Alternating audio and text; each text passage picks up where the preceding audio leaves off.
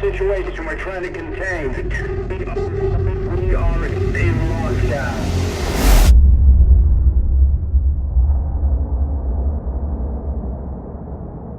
Ridley Scott's original Alien movie presented a really grounded view of the future. This wasn't holograms and touchscreens. It's chunky, analog push-button technology. This is a world of CRT, not LCD.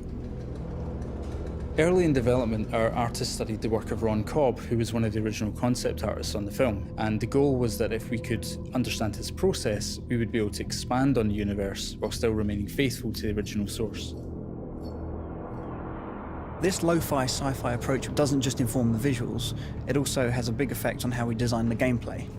If you take the motion tracker, for example, it's big and it's heavy, you can't hold it at the same time as a weapon, and all it does is tell you the movement of an object on a 2D plane, and even then, only on a small cone in front of you. In order to stay faithful to the source, we set ourselves a rule: we wouldn't build anything that couldn't have been built on the original set in 1979.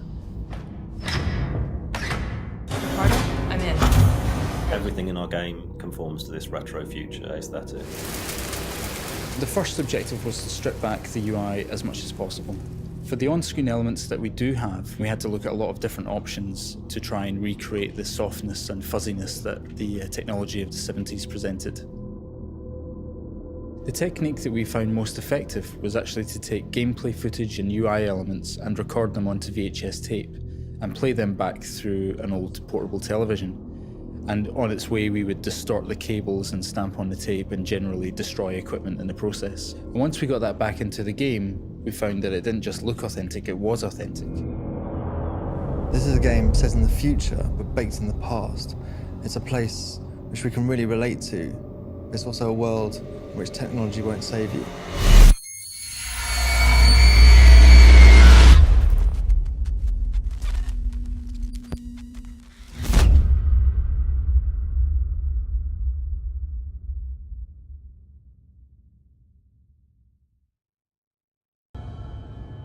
Sound is a massive component of any horror experience, and that's definitely the case with Alien.